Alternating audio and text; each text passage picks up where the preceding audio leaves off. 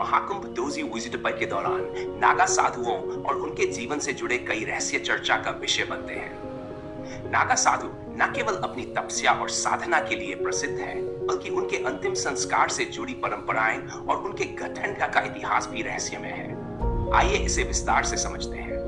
नागा साधुओं की टोली क्यों बनाई गई? नागा साधु हिंदू धर्म में सन्यासी परंपरा का एक हिस्सा है। इनकी टोली का गठन प्राचीन काल में किया गया था, जब धर्म और संस्कृति की रक्षा के लिए उन्हें योद्धा साधु के रूप में प्रशिक्षित किया गया। इनके गठन का मुख्य उद्देश्य था 1.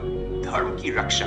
जब हिंदू धर्म पर आक्रमण हुआ तो नागा साधुओं ने हथियार उठाए और धर्म की रक्षा की। 2. आध्यात्मिक साधना।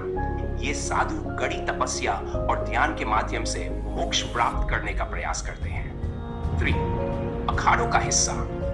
नागा साधु विभिन्न अखाड़ों मठों से जुड़े होते हैं, जो कुंभ जैसे धार्मिक आयोजनों में उनकी उपस्थिति सुनिश्चित करते हैं।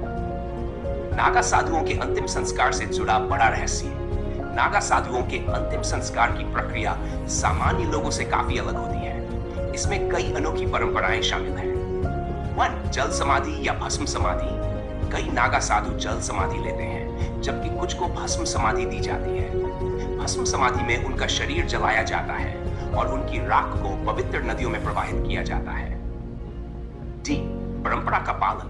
ये माना जाता है कि नागा साधु अपने शरीर को त्यागने के बाद भी मोक्ष प्राप्त करने की प्रक्रिया में होते हैं। उनका अंतिम संस्कार गंगा, यमुना या अन्य पवित्र नदियों के किनारे किया जाता है।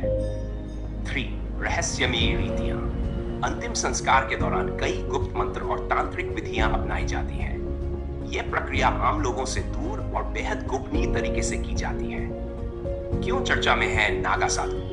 महाकुंभ 2025 में नागा साधु फिर से ध्यान का केंद्र बने हुए हैं, क्योंकि यह अवसर उनके लिए समाज और धर्म को जागरूक करने का एक मंच भी है।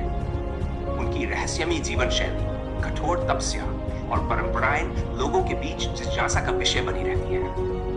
अगर आप इस विषय पर और अधिक जानकारी चाहते हैं तो आप मुझसे पूछ सकते हैं।